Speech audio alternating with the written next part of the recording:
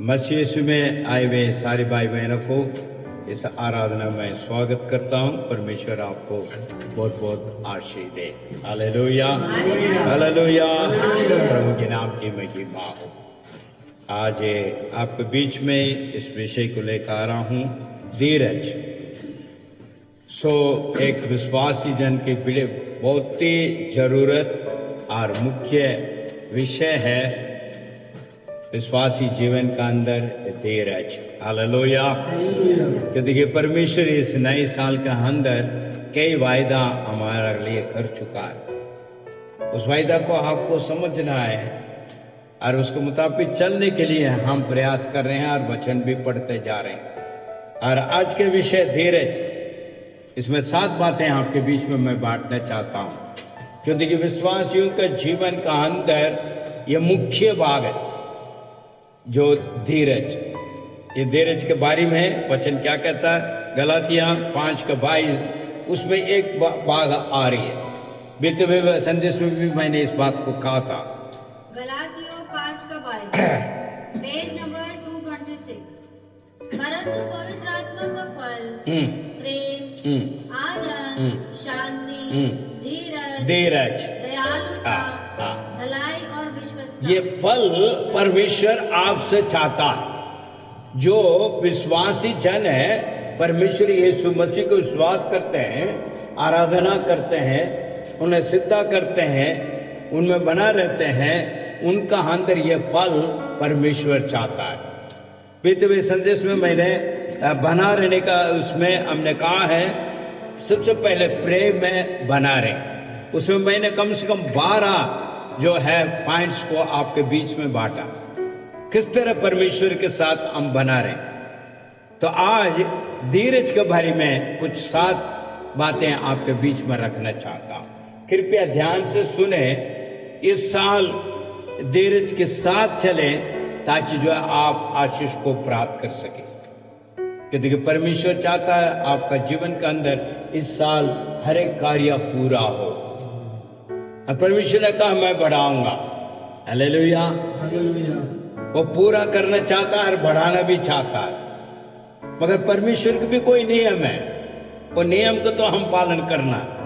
इस नियम को पालन करते हुए आगे बढ़िए, सब कुछ प्राप्त हो जाएगा। व्यवस्था विवरण उसका 28 में हम देखेंगे तो वहां पर कई बातें हैं। कृपया एक शब्द को मैं आपका एक ही वचन को कहना चाहूंगा। 28:1 व्यवस्था 28:1, यदि तू ध्यान से अपने परमेश्वर यहोवा की सुने तथा उसकी जो आज्ञाएं आज मैं तुझे सुना रहा हूँ उन सब का पालन करने की चौकसी करे, तो तेरा परमेश्वर यहोवा तुझे पृथ्वी की समस्त जातियों से अधिक उन्नत करेगा। आमीन। आमीन। बढ़ाएगा बोला है बीते हुए। कैसा बढ़ाएगा? वचन के आधार पर हम सुने और समझें और चले, जब भी पूरा होगा। कुछ लोग मन में है ये रखते हैं, अरे कह दिया पूरा होगा, हुआ नहीं। कहां से होगा? जब भी तो व्यवस्था में क्या रहता है ना कि उल्टी ऐसी करेगा जो लोग देखते रह जाएंगे। क्योंकि आज देने वाला परमेश्वर, मगर वो कहता है पहले सुनो, समझने का प्रयास करो और उसको मुताबिक चलो, मैं बढ़ाऊंगा। हालेलुया। तो हमारे अंदर धीरज की आवश्यक जरूरतमंद है और वो फल हमको प्रकट कराना है। आमीन। आज विश्वासी जन का अंदर वो धीरज शक्ति नहीं है। छोटी छोटी बातों का अंदर से बहुत ज्यादा जो है बर्दाश्त नहीं हो पाते, इसलिए जो है आशीष को हम खो लेते हैं। छोटी छोटी बातें, तो वो फल हमको दिखाई नहीं दे रहा। ये प्रत्येक विश्वासी का अंदर पाया जाता है। ये बीज जो है पहले से लगी हुई है और वो अभी समाप्त नहीं हो पाई है। कोई भी कुछ भी ना कह दे, किसी को ऊपर, किसी विषय के ऊपर बर्दाश्त नहीं है। धीरज हमारे पास है ही नहीं है। तुरंत हमारे अंदर वो गुस्सापन आ जाता है। एफसी का अंदर ये लिखी हुई है, गुस्सा नहीं करना। गुस्सा भी होगी तो शाम को सूरज ढलने के पहले वो खत्म होना चाहिए। विश्वासी जन का अंदर कई दिन चलता है, एक दूसरे से बात नहीं कर पाते। इसका अर्थ क्या है? आपका खुंदक अभी भी भरी पड़ी है, गुस्सा अभी भी है, क्षमा याचना नहीं है, न बर्दाश्त है, न धीरज है। सो विश्वासी जन का अंदर धीरज बहुत जरूरी है। वो एक पल है, वो ईश्वर के ओर से हमें दिया हुआ एक पल है। वचन क्या कहता है? देखिए जरा से, याकूब की पुस्तक, उसके याकूब की पत्री 5 अध्याय 11 वचन क्या कहता है? जरा देखिए जरा जी, और पढ़िए। देखो, हम धीरज धरने वालों को धन्य कहते हैं। हाँ, धीरज धरने वालों को धन्य कहते हैं। तुमने अय्यूब के धीरज के विषय में हाँ। सुना ही है। हाँ, और प्रभु की ओर से जो उसका प्रतिफल हुआ उसे भी जान लिया। हाँ, देख लिए ना, याकूब को पत्री का अंदर विश्वासी जन के लिए कह रहा है। धीरज का फल जो है कैसे है, धीरज को द्वारा कैसा है धन्य बनते हैं। और अय्यूब के इसके लिए हमारे लिए उदाहरण रूप में है। अय्यूब के जीवन तो सभी ने जाना, उसका अंदर इतना धीरज था। क्या कहता है? मुझे मार भी डाल दे तो भी मैं परमेश्वर को विश्वास करूंगा। आमीन। ऐसी धीरज जो सब कुछ खोने के बावजूद कुछ नहीं बचा, बहुत बड़ा धनवान था, सबसे बड़ा। शैतान ने पूरा जो है उसे खत्म कर दिया, पूरा को पूरा, कुछ नहीं बचाया। और साथ साथ उसका शरीर भी खोड़ी में बन गया, घाव में भरा हुआ। फिर भी वो कहता है, अय्यूब की पुस्तक के अंदर है, यदि वो मुझे मार भी डाले फिर भी मैं विश्वास रखूंगा, क्योंकि मुझे बचाने वाला जीवित है। मेरा शरीर भी गल जाए फिर भी जो है मैं विश्वास रखूंगा, और मैं अपने आंखों से देखूंगा जो मुझे छुड़ाने वाला को। हालेलुया। अय्यूब की पुस्तक के अंदर लिखा हुआ 19 में, यदि कोई निकाला तो पढ़े। अय्यूब के 19 का 25, मुझे निश्चय है, मुझे निश्चय है कि मेरा छुड़ाने वाला जीवित है, जीवित है, और मैं वह अंत में पृथ्वी पर खड़ा होगा। मेरे काल सब खत्म हो जाएं, सब कुछ हो जाए, फिर भी ऐसी धीरज परमेश्वर चाहता है आप लोग से। हालेलुया। फल को अगर प्राप्त करना हो तो ऐसे पढ़िए दोबारा, याकूब 5 का 11, जल्दी से चल। इसमें कह रहा, देखो, हम धीरज धरने वालों को धन्य कहते हैं। तुमने अय्यूब के धीरज के विषय में तो सुना ही है जी। और प्रभु की ओर से जो उसका प्रतिफल हुआ उसे भी जान लिया। हाँ, जिससे प्रभु की अत्यंत करुणा और दया प्रकट होती है। आमीन। परमेश्वर के नाम की महिमा हो मेरे भाई मेरे बहन। यहाँ पर जो है पौलुस इस प्रकार तीमुथी को भी समझा रहा।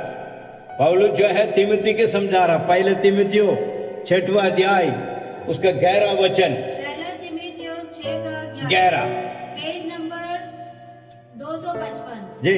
परंतु हे परमेश्वर के जन, हाँ, तू इन बातों से भाग हाँ, और धार्मिकता, भक्ति, विश्वास, प्रेम, धैर्य और नर्मदा का पीछा कर। आमीन।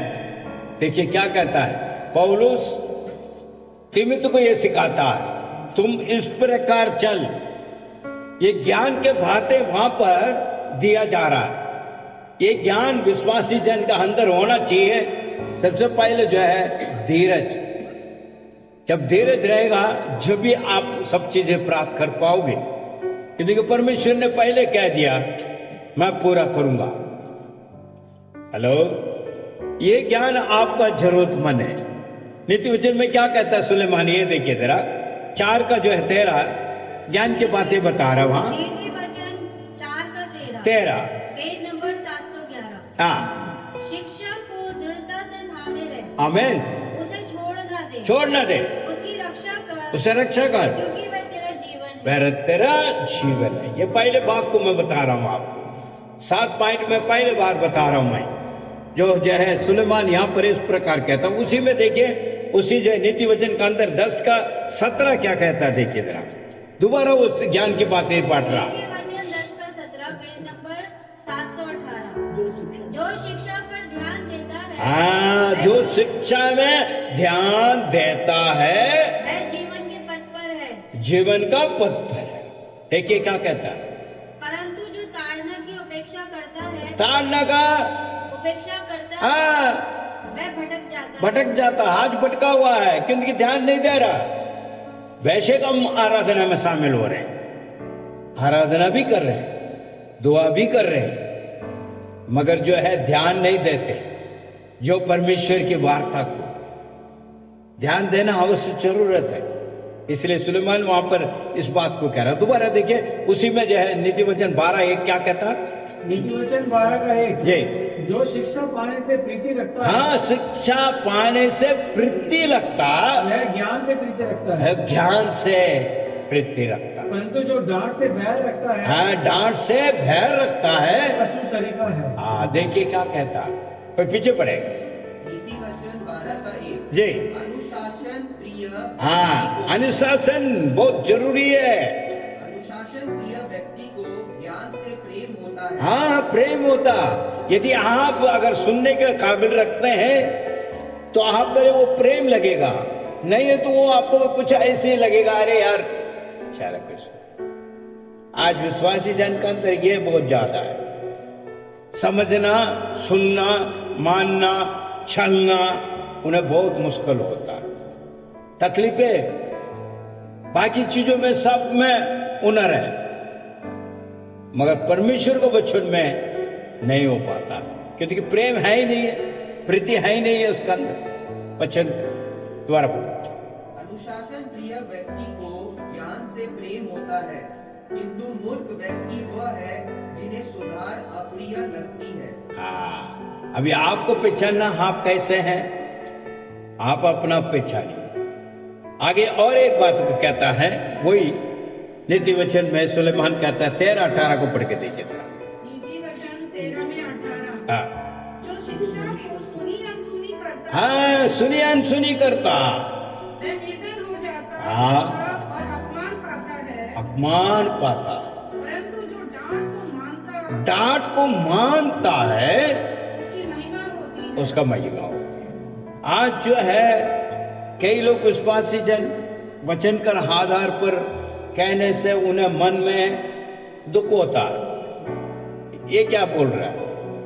दास लोग समझाने का प्रयास करते हैं वचन कर आधार पर, मगर दासों को ऊपर बहुत कुंदक आ जाता है, गुस्सापन आ जाता है। दास अपने लिए नहीं है, परमेश्वर को वचन को बांटता है, उसमें ज्ञान देने के लिए कहता है। अगर फिर भी भटक जाता तो फिर भी उनको समझाने की कोशिश करता, भाई ये चीज मत करना, ये विनाशकारी है, इसको द्वारा तुम्हारा आशीष रोक रहा है, इसे छोड़ दे। मगर उनको क्या लगता है? बुरा लगता है। अरे इतना कुछ मैं वो है उसको छोड़ने के लिए कह रहे हो। लेकिन परमेश्वर चाहता है उसके हृदयों को, बातों को आपको बांटने के लिए, मगर आप नहीं चाह रहे, मगर कहने से भी मानने का तैयार भी नहीं है, क्योंकि आज्ञाकारी होने का मतलब नहीं है। देखिए अभी नीति वचन में सुलेमान का पूरा मैंने पढ़ा, ये पहले पॉइंट में पूरा ज्ञान की बात है। क्या पढ़ाया हमने? 4:13 पढ़िए दोबारा। नीति वचन 4 1:10-17 निकाल कर रख लो।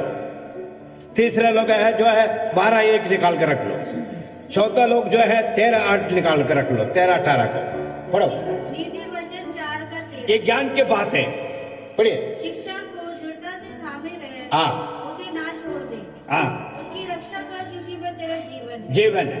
नंबर 2 10:17 जो शिक्षा पर चलता वह जीवन के मार्ग पर है, जीवन का मार्ग में है, परंतु जो डांट से मुंह मोड़ता हाँ वह भटकता है। भटकता है। 12:1 जो शिक्षा पाने से हाँ। प्रीति रखता है हाँ वह ज्ञान से प्रीति रखता है, हाँ परंतु जो डांट से बैर रखता है हाँ। वह पशु सरीखा है। 13-18 जो शिक्षा को सुनी अनसुनी करता सुनी अनसुनी करता वह निर्धन होता हाँ, और अपमान पाता है, अपमान पाता। कोई को परमेश्वर अपमान करने के लिए बुलाया क्या आपको? परंतु मूर्खता के लिए बुलाया क्या? अनज्ञान के लिए बुलाया क्या? पढ़ो। जो डांट को मानता हम्म। उसकी महिमा होती है। क्योंकि देर जा ही नहीं है, सुनना नहीं है। इसलिए अपने बुद्धि अपने पास ही रखना, अपना आप को बहुत बड़ा बुद्धिमान नहीं समझना। बहुत लोग सोचते हैं मैं बहुत बड़ा बुद्धिमान है, वही नीति वचन कहता है अपना बुद्धि में नहीं चलना। निकाला कोई? नीति वचन 3 का सार, अपनी दृष्टि में बुद्धिमान ना बनना, यहोवा का भय मानना, यहोवा का भय मानना और बुराई से विमुख रहना। हाँ, इसलिए सिखाया जाता है। अपने आप को बहुत बड़ा बुद्धिमान समझ रहे हैं, इसलिए डिस्कसिंग होते हैं। भैया ये वचन है, हम अपने लिए नहीं कह रहे, आप सही मार्ग में चले, आशीष को प्राप्त करें। शिक्षा देने के लिए यहाँ पर है, सिखाने के लिए है, समझाने के लिए है, फिर भी नहीं समझ पा रहा, ये तो आपको ऊपर की बात है। इसलिए ये मत सोच रहा हमें क्या पता, हमें क्या है वो है, ये मत अपने बुद्धि में मत चलना, फिर विनाशकारी में शामिल हो जाओगे। क्योंकि जितनी भी आप सोच रहे समझ रहे हैं वो कुछ वचन से बाहर ही है, वचन का आधार पर नहीं है। आप खुद ही पहचाने मैं क्या वचन का आधार पर चल रहा हूं, जो मैं कर रहा हूं, जो नहीं मान रहा हूं, ये सब कुछ आपको समझना। आइए सेकंड पॉइंट में आते हैं। हम सेकंड पॉइंट का अंदर आते हैं तो फिर हम रोमियो 12:12 का पहले पढ़ते हैं। तेरा रोमियो 12 का 12, कलेश और उबतर में, रोमियो 12:12, आशा में आनंद, हाँ, कलेश में धीरज, कलेश में धीरज तथा प्रार्थना में नियमितता बनाए रख। आप लोग कैसे हैं वो आपको सोचना। धीरज जरूरत है, और उसके साथ साथ और भी है। 3 बातें वहां पर है, पढ़िए आप। आशा में आनंदित रहो। हाँ, आशा का मतलब क्या? भरोसा। इस साल में परमेश्वर मुझे पूरा करेगा। कलेश में स्थिर रहो। कलेश आती है, दुख और पीड़ी, परेशानियां, व्याकुल, उस समय पे कैसे होनी चाहिए? कलेश में स्थिर रहो। हाँ, कलेश में स्थिर रहो, प्रार्थना में नित्य लगे रहो। हाँ। दूसरी बात इसी में देखिए 5वां अध्याय, उसका जो है 3 और 4 पढ़ो। रोमियो का अंदर रोमियो 5 का 3 और 4 जी। Page number 181। इतना ही नहीं, परंतु हम अपने कलेशों में भी आनंदित होते हैं, क्योंकि ये जानते हैं कि कलेश में धैर्य उत्पन्न होता है। क्या कहते हैं? धीरज उत्पन्न होता है। किसमें? कलेश में। पीछे पढ़ोगे कोई? रोमियो 5 का 3 और 4। जी। इतना ही नहीं, हम अपने कलेश में भी आनंदित बने रहते हैं। हम जानते हैं कि कलेश में से धीरज, धीरज में से खरा चरित्र, तथा खरा चरित्र में से आशा उत्पन्न होती है। आशा उत्पन्न होती है धीरज के द्वारा। हालेलुया। तीसरे पॉइंट में हम चलेंगे। याकूब की जो है पहला अध्याय, उसका 19 क्या कहता है? देखिए जरा। बोलने में धीरज, बातों में। याकूब पहले का 19 पेज नंबर 279। हे मेरे प्रिय भाइयों, ये तो तुम जानते ही हो। हाँ, जानते तो है।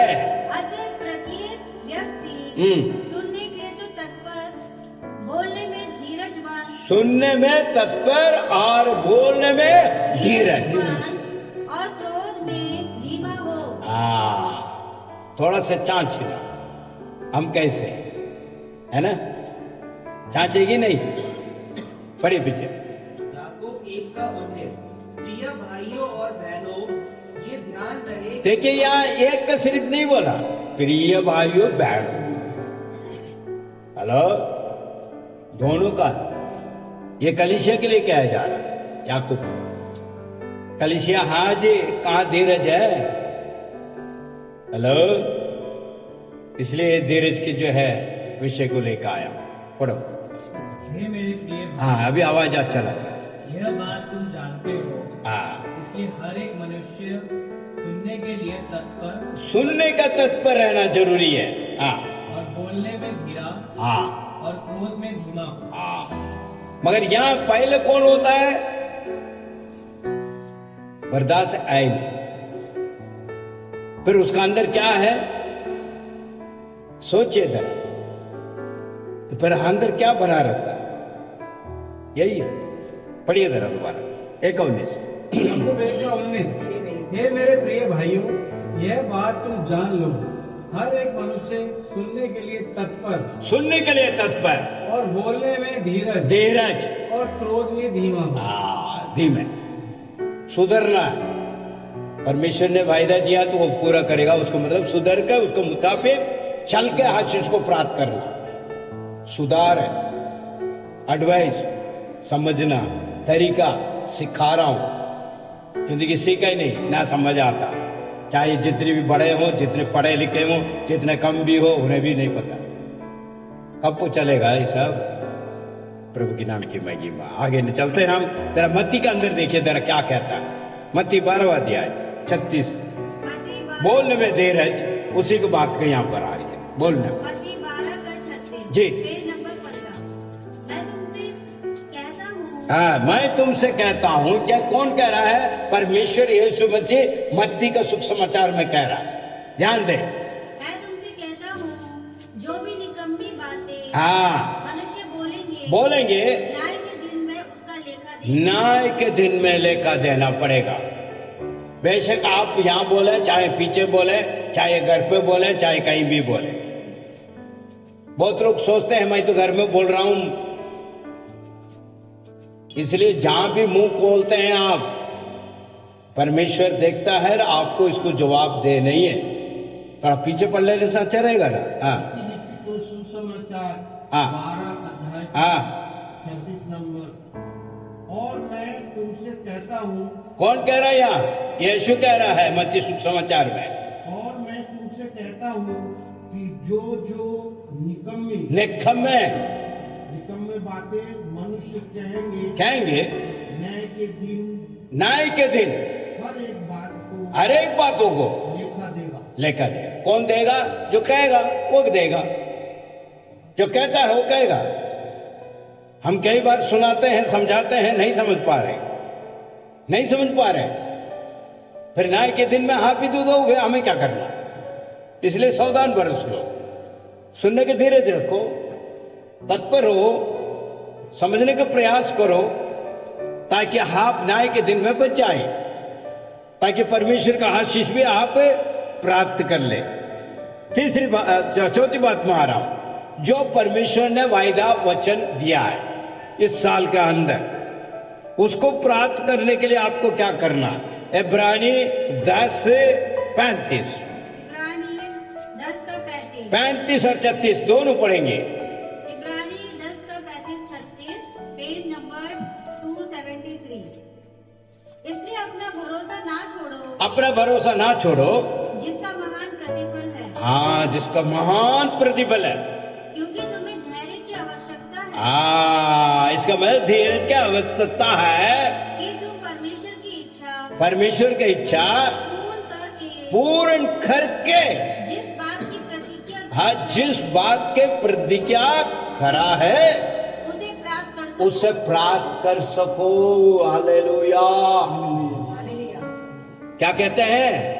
वायदा तो ले लिया, वायदा वचन लेकर रखा हुआ है, चर्च में भी कहता पूरा हो जाएगा, बढ़ेगा, मगर उसको भी प्राप्त करने के लिए भी तो कुछ कार्य करनी है, नहीं करनी क्या? आप पढ़िए जरा। इसलिए अपना हियाव ना छोड़ो, क्योंकि उसका प्रतिफल बड़ा है। क्योंकि तुम्हें धीरज धरना अवश्य, ताकि परमेश्वर की इच्छा को पूरी करके तुम प्रतिज्ञा का फल पाओ। पूरी करके उसके बाद फल पाओ। बिना होकर कैसे होगा? हेलो, जब तक कर्म नहीं करेगा कुछ भी नहीं होने का। हेलो, बिना कर्म का नहीं होगा। सब लोग हमसे पूछते हैं, भाई साहब ऐसा होगा तो ऐसा कैसे आप कर लोगे, ये कर लोगे, वो कर लोगे। मैंने कहा मैं कुछ नहीं कर रहा हूं, तू करेगा तो वो आप पाओगे, मेरे द्वारा आएगा, इसी से मिल जाएगा। वो सपना मत सोचो, आप भी करोगे, मैं भी करूंगा, परमेश्वर का अनुग्रह आएगा, उसका अंदर पूरा होगा। सिर्फ हमारे ऊपर टोकते हुए मैं अपने चल रहा हूं मन मस्ती में, उधर कर रहा हो, कोई बात नहीं, होएगा नहीं, कभी नहीं होगा।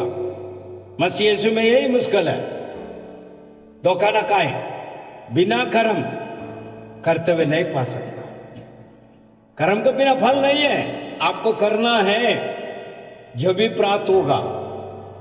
मैं इसलिए हर एक जो है यहाँ पर जो शुक्रवार को आने वाले नए नए लोग का कोई आशा लेकर आता, पैसा मैंने सुना है आप पैसा, ओ मेरा कहाँ उठा लेगा पता नहीं, मैंने वो सुना है आपका ये हो गया वो हो गया ये हो गया। मैं सुनता रहूंगा, ठीक है, अभी आपका क्या, मेरे भी कर दो। मैंने क्या कर दो, ये हो जाने दो। भैया तुम भी तो कुछ करोगे? हाँ कर दूंगा मैं, बोलो क्या करवाना, पैदा करो, आप ऐसे ऐसे करोगे, जब मैं भी आपके लिए प्रार्थना करूंगा आप भी करो तो प्राप्त हो जाएगा। है मैंने कहा जिसने भी बोला है आप अभी बोल रहे हैं वो सब वही किया, इसलिए तुम लोग पाया, इसलिए आपने सुना वो सही सुना, मैंने थोड़ी किया, मैं उनको सहयोग दिया, मैं मार्ग दिखाने वाला हूं, मार्ग दिखाया, उनको बोझ को रख के गया और उन्होंने पाया, वो आपको सुनाया, आप भी आए हैं तो अपने बोझ को रख दो और जैसे कह रहा है उसको ऐसे सीखो और उसको करो तो पाओगे। वचन भी यही कहता है, दोबारा पढ़िए। इब्रानियों 10:35 और 36 जी, ध्यान से इस बात को सुनने का प्रयास करो प्लीज, क्योंकि जो है नई साल का अंदर परमेश्वर आपको जीवन का अंदर कार्य करना चाहता है। क्यों नहीं हो रहा? इस साल होना ही है, इस साल आपको प्राप्त करनी है, चाहे कुछ भी हो जाए। इसी वजह से तो मैं ये दे रहा हूं आपको ये विषय को, सुनिए, समझने का प्रयास कीजिए, कोशिश कीजिए, परमेश्वर कैसे बड़े कार्य करेगा देखना। पढ़िए। इसलिए अपने दृढ़ विश्वास का त्याग मत कीजिए जिसका प्रतिफल बड़ा है। इस समय जरूरत है धीरज की कि जब आप लोग परमेश्वर की इच्छा पूरी कर, इच्छा परमेश्वर की इच्छा क्या है वो आप पूरा करना है। परमेश्वर आपसे ये नहीं कहा तेरे दुकान को लिख दो, तेरे जो है गाड़ी बंगला को दे दो चर्च के लिए, पासवान को वो माला माल कर दो हो जाएगा, ये नहीं कहा। हेलो, गलत फहमी मत आना। परमेश्वर की इच्छा को पूरा करना है, दिखावा का कार्य नहीं, परमेश्वर की इच्छा को जानना है। जब प्रभु की इच्छा को नहीं कर पाओगे तो है प्रभु बोलने से थोड़ी होगा। मैंने वो कर दिया, ये कर दिया, मैंने फलाना कर दिया, वो कर, कुछ नहीं होने का भैया।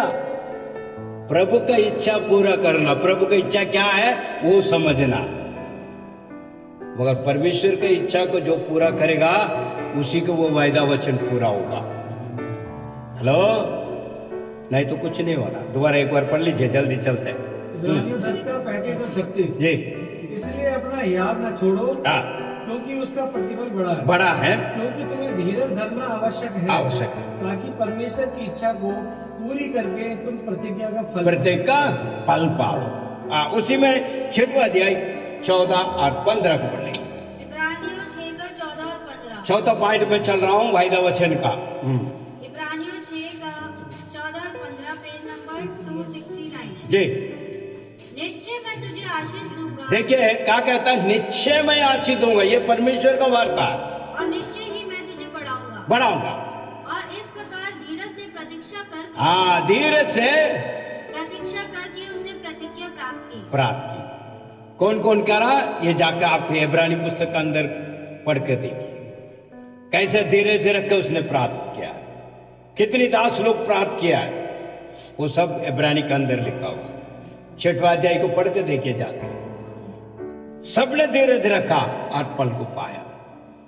इसलिए आपके अंदर धीरज की शक्ति अवश्य जरूरत है।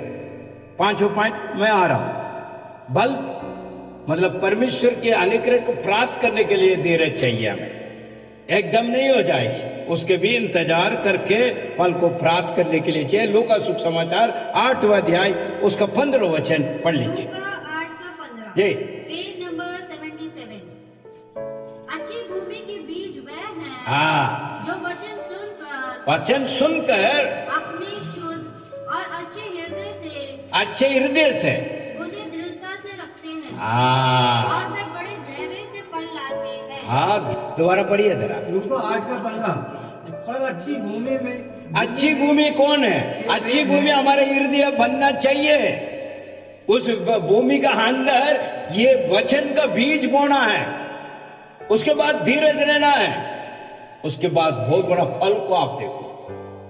अब मैं एक बात यहां पर कहना चाहूंगा, किसान जो है हमेशा हल नहीं जोतते रहता, समय होती है, सुबह का भोर उठता है, जो सूरज निकलने का पहले हल लेकर चलता है, उसके बाद भूमि को वो तैयार करता है, उस भूमि को तैयार करने के बाद बीज बोता है।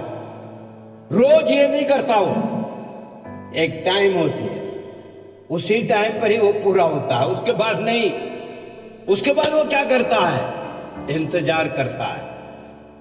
हेलो, धीरज रखता है, आकाश से बरसात होगी, पानी मिलेगी मेरे बीज को। जब इंतजार करके रहता है, रोज है ना जाकर हल नहीं जोतता, और सुबह सुबह जाकर ऐसे ऐसे खोल कर नहीं देखता है मेरा बीज डाला आ गया, धीरज रख कर बैठता। तो हमारा हृदय अगर सही हो, वचन अगर हमने प्राप्त हो गई, हम धीरज रखें तो फल तो जरूर आएगा। आमीन। कोई भी ऐसा नहीं होगा जो मैंने बीज बोया है तो बस मुझे कुछ नहीं मिलेगा, नहीं, उनको बहुत बड़ा भरोसा होता है। इसमें से आप देखिए कितना बुद्धिमान है आप लोग, क्योंकि वचन को नहीं समझना, ना सोचना, ना उसको मुताबिक चलना, पर आप कितना बुद्धिमान है, कितना ज्ञानी है, मगर आपका ज्ञान कहां जा रहा है? हाँ जी, पूनम तरफ पीछे पढ़ो। अच्छी भूमि में किए हुए हैं जो वचन सुनकर भले और उत्तम मन में संभाले रहते हैं। हाँ, उत्तम मन में से संभाला रहता है, उसका क्या होता है? पढ़िए बहन। अच्छी भूमि में वे हैं जो वचन सुनकर भले और उत्तम मन में संभाले रहते हैं और धीरज से फल लाते हैं। धीरज से फल भी लाते हैं। दूसरा एक और वो कहते हैं जो है आपको सब उपदेश कहते हैं, उसके 11वां अध्याय 1 और 2, क्योंकि उसका अनुभव है, वहां पे सुलेमान का अनुभव है। सब उपदेश पढ़िए जरा 1-2। अपनी रोटी जल की सतह पर डाल दे, क्योंकि बहुत दिन के बाद तू उसे पूर्णतः प्राप्त करेगा। आमीन। पीछे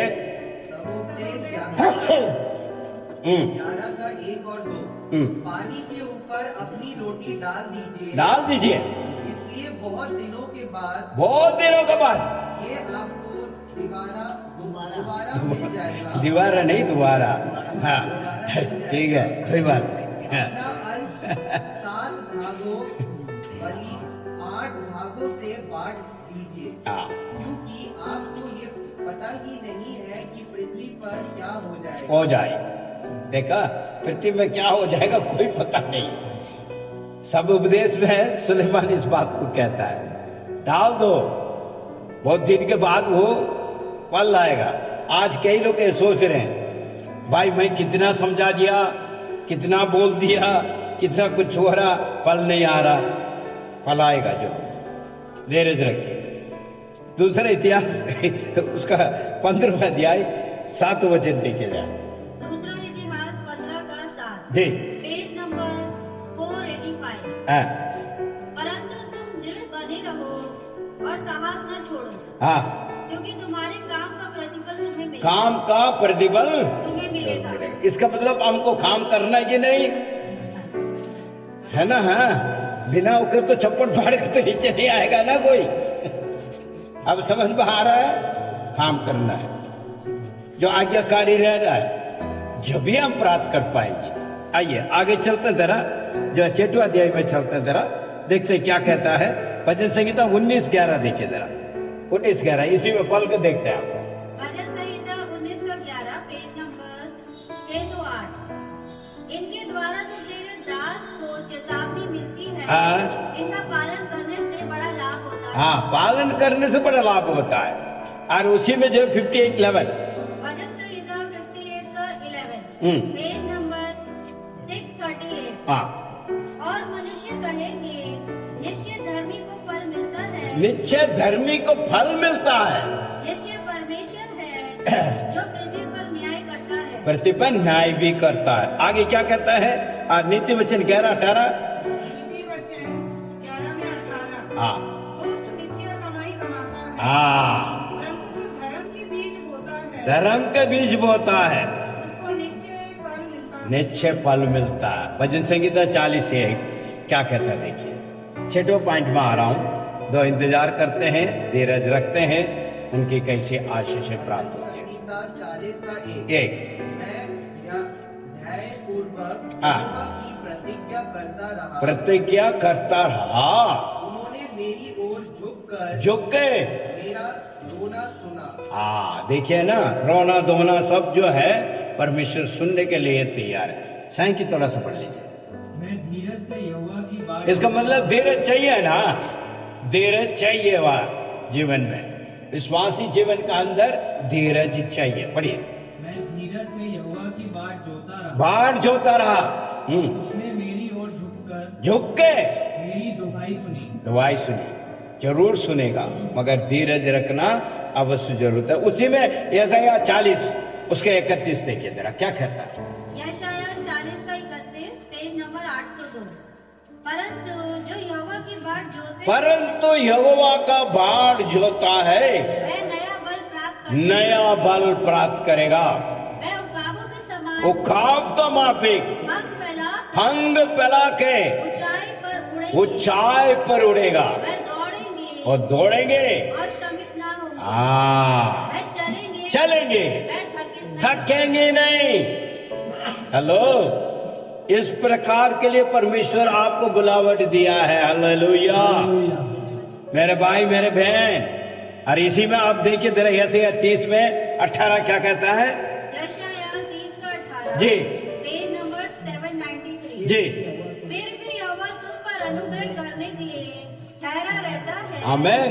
और स्वर्ग में प्रतीक्षा करता है कि तुम पर दया करे, क्योंकि यहोवा न्याय का परमेश्वर है। क्या ही धन्य है, क्या है धन्य है वह सब जो उसकी आशा लगाए रहते हैं। आशा लगा रहते हैं। हमारा आपका एक आशा है, जरूर फल को हम प्राप्त करेंगे, जरूर इसी साल में पूरा होगा, क्योंकि परमेश्वर वायदा करता है। आखिरी वचन पढ़कर हम समाप्त करेंगे। 7वां पॉइंट में मैं कह रहा हूं, दूसरा पत्रुस 3 अध्याय 9वां वचन पढ़े। 7वां पॉइंट, दूसरा पत्रस 3:9 पेज नंबर 291। प्रभु अपनी प्रतिज्ञा को पूरा करने में विलम्ब नहीं करता, जैसा कि कुछ लोग समझते हैं, परंतु वह तुम्हारे प्रति धीरज रखता है। हाँ, वह ये नहीं चाहता कि कोई नाश हो, परंतु ये कि सब पश्चाताप करे। अभी भी आपको और हम हमेशा मैं कहता हूँ भाई, परमेश्वर का आगमन नदी का निकट है, तो आप सोचते हैं यार ये तो बोलते रहता है, कहाँ आया, कुछ भी तो दिख रहा नहीं है। मगर सारी भविष्यवाणियां पूरा हो चुका, कभी भी किसी भी वक्त आ सकता, क्योंकि यरूशलेम का जो परमेश्वर ने जो वायदा किया है, भविष्यवाणियां हैं, यशायाह, जर्मिया, इसमें सब जो है जेकियल का अंदर, ये सब पूरा वो करा रहा है। जकरिया तक पुराने नियम में कहा है मैसिया आ रहा है, तो पूरा होते जा रहा है। आप भी देख रहे हैं, अकाल पड़ा हुआ, बाढ़ आया हुआ है, भूचाल चल रहा है, लड़ाइयां तेज चल रही है, कहीं थामने का है नहीं है, विपत्ति है, आपत्ति है, सभी देख रहे हैं, मगर फिर भी वो ठहरा हुआ है, अभी भी जो है धीरज रखा हुआ, क्योंकि आप और मैं मन फिरे, उसका राज्य में हम प्रवेश करें। अभी भी हम सुधरा नहीं है।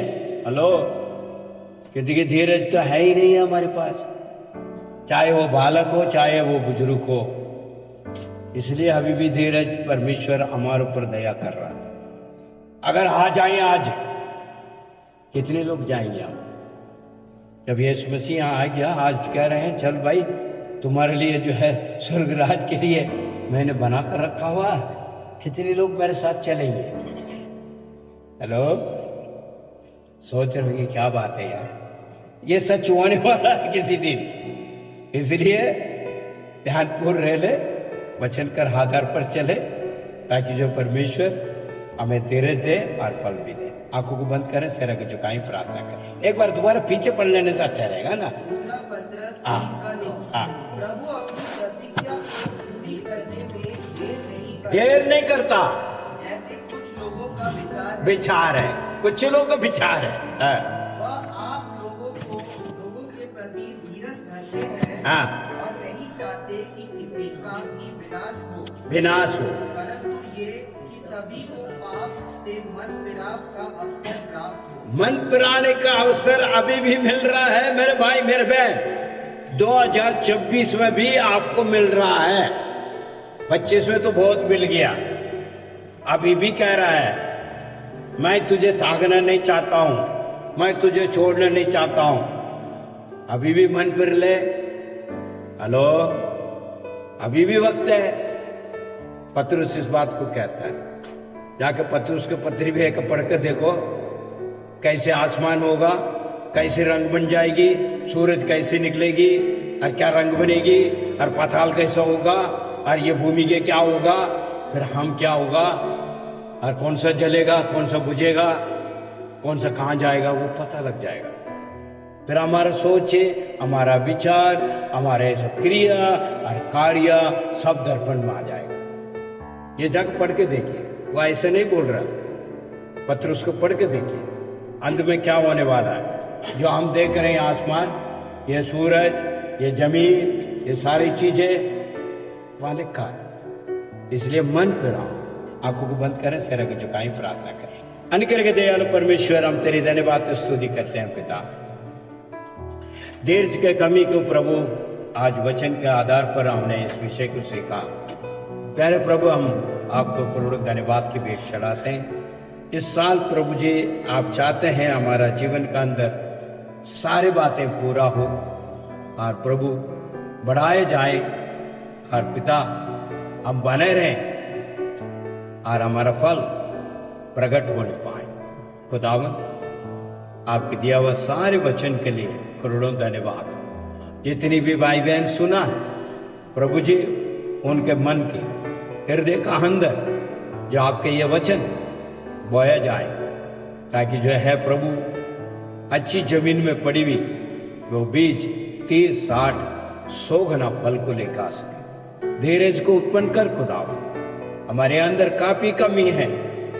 प्यारे प्रभु, बर्दाश्त करने का, धीरज रखने के लिए हमें और सिखाइए प्रभु जी, ताकि हम आपका सम्मुख में धीरज के साथ प्रभु आपका आज्ञा को मान के उस आशीष को इसी साल हम प्राप्त कर सके। दुआ को सुनने वाला महान परमेश्वर है आप, अनेक दया करें, ताकि हमारे हर एक कार्य को प्रभु आप जानते हैं, मदद और सहायता दें।